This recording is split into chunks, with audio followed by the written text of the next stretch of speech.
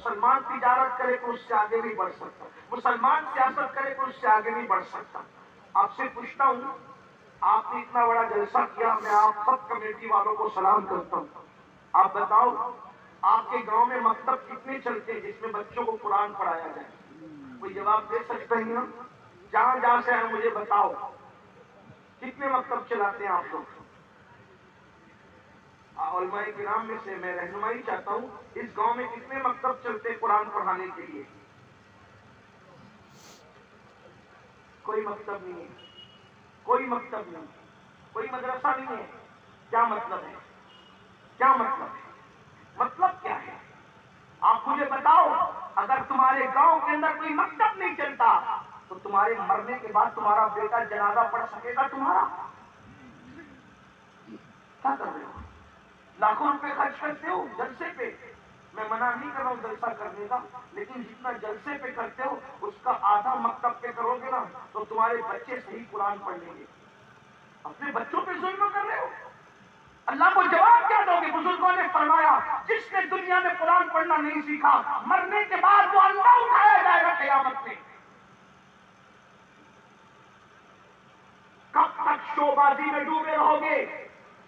اگر اپنے بچوں کو قرآن نہیں پڑھایا، یہ جلسے آپ کو بخشوا نہیں سکیں گے۔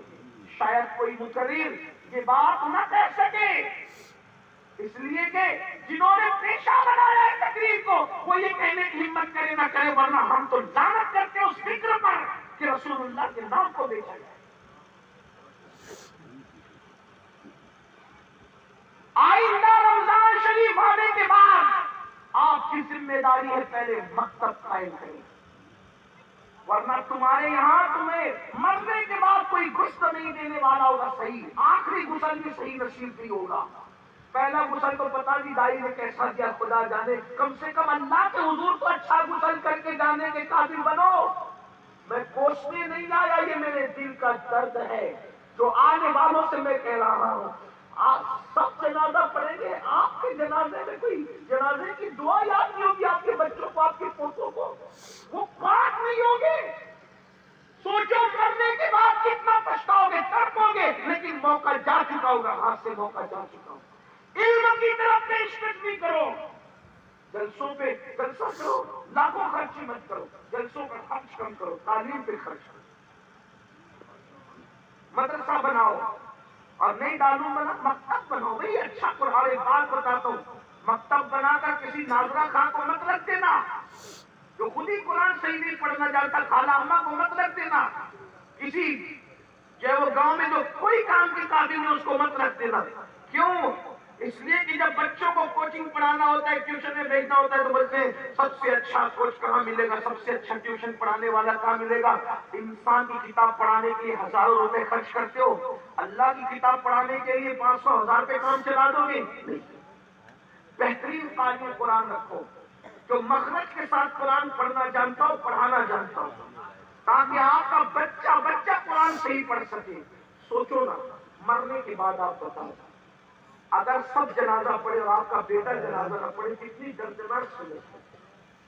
آپ حسینی کہتے ہیں، میں آپ سے پوچھتا ہوں، امام حسین کے گھر میں ان پڑھ کون ہے؟ میرا چیلنج ہے، ان پڑھ تو کسی کا باپ بھی نہیں بتا سکتا۔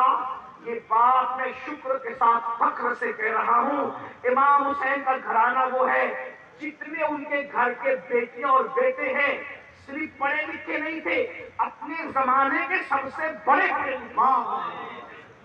اب میں آپ کے سامنے وہ والا کھولنا چاہتا ہوں، اور یاد رکھنا سید ہونے کے اعتبار سے اصلیت پہ نہیں کہہ رہا ہوں، واللہ ہم اصلیت پہ لعنت کرتے ہیں، لیکن آپ کو بتاؤں امام حسین کے گھر میں جو پڑے ہوئے تھے اس دور میں ان جیسا پڑھا لکھا کوئی نہیں۔ آئیے دیکھ لیجئے، اللہ اکبر، یہ امام زین العابدین ہے، امام زین العابدین، ان سے بڑا دور تابعین میں آپ کو پڑھا لکھا ملے تو بتائیے۔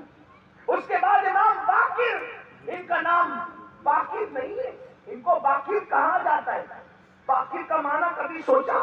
ان کا نام محمد ہے، ان کو باقر کیوں کہتے ہیں؟ باقر کہنے کی وجہ یہ ہے، باقر کہتے ہیں پوسٹ مارٹم کرنے والے کو، پی ایم کرنے والے، چیر پھاڑ کرنے والے۔